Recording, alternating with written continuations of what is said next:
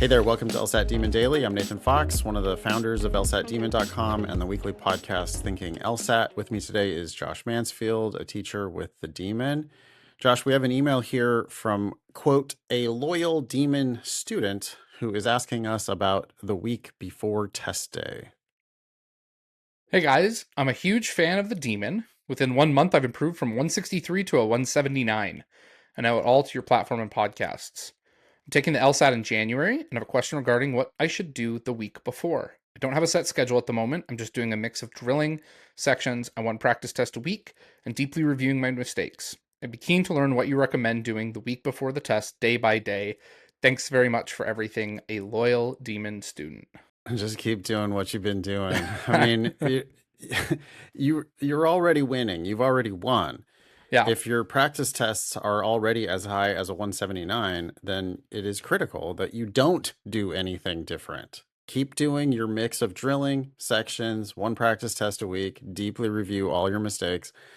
That's the best way to send yourself the message that this upcoming January LSAT is indeed just another practice test, which if you're doing it our way, it is just another practice test, because if you're taking it in January, you're also planning on taking it in February and probably April and maybe beyond if you still have remaining attempts.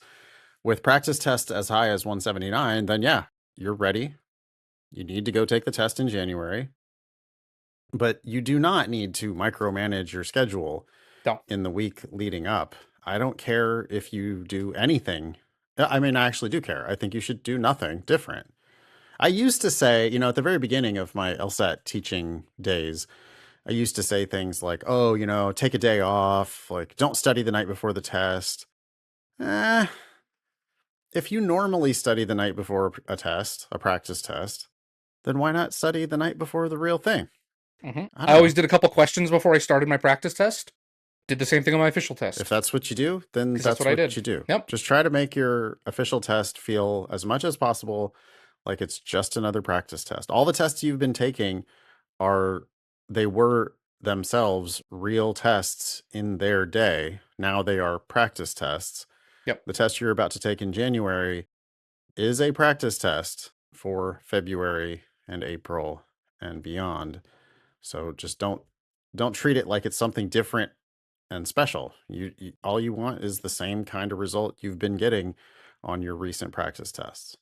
Can I offer one caveat to that advice that I've gotten good feedback from students, and it's something that when I was tutoring one-on-one, I had some students who struggled with this, and I found that this often helped. The only exception I'd say to this is if you are planning on taking the test in person, go take a practice test at your public library. Go sit in a public library at one of the tables, not in a private study room, because you're going to have people chewing, you're going to have people tapping their pencils, you're going to have people getting up and moving and typing, and just there's going to be people around you. I remember I had one student, they went in to take their test. They had taken it in like their own room at their house, and it was always really quiet and they were really focused. And then they went and there was construction outside their room. And it was just loud and noisy, and it drove them crazy. And so ever since then, I've told students, just go do one when there's people around you. Just ignore them and just do your test.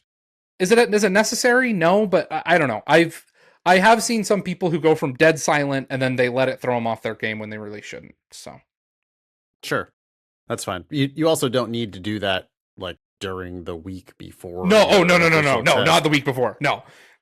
Well, anytime. I mean, you could do it the week before. Just don't. Sure. I don't know. I think more than anything else, I just want people not to give the official test so much respect, because when you give the official test too much respect, you are by definition treating it as if it's not just another practice test. And then you're likely to get results outside the range of your practice test range, which is normally not good, because it's not like people shockingly surprise on the upside. That happens sometimes, but it doesn't happen nearly as often as the opposite of that, which is people build it up into this big, huge, dramatic deal. And then shit like that, they let some construction noise that might not have bothered them if they were doing just another practice test.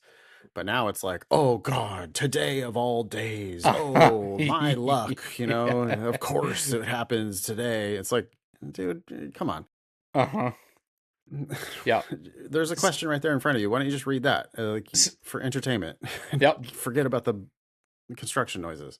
Same thing with proctor issues if you're taking it online. Like, who cares? Yeah.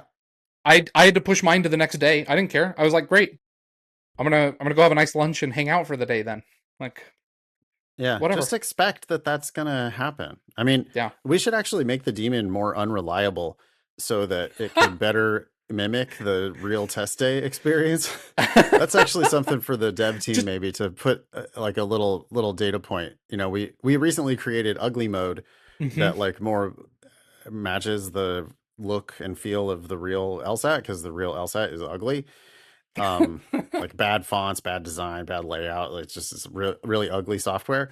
And so you can now take practice tests in the daemon in ugly mode, but we should also have it be like bad proctor mode. Just you jump in and like start talking because you accidentally unmuted yourself during their test. I'm like, hey, yeah, like, hey, I need to see you around your room.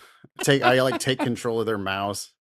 Lift up your tongue. I need to make sure you don't have the answer key.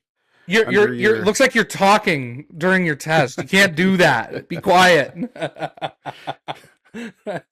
I love the idea. We shouldn't tell people either. Let's just have it surprise people. Yeah. Really, you're doing great. Your practice tests, you've already reached 179. There's no reason why you can't do that again on the real thing. You know, don't shoot for your best day though. Just go in and have just another practice test.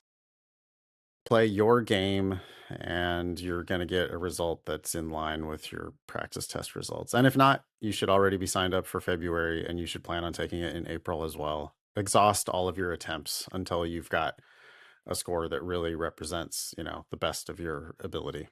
Yep. And that's it. Great. Thanks for being a loyal Demon student and writing in. Email daily@lsatdemon.com if you'd like to ask us a question or share some LSAT or law school admissions news. Thanks for listening.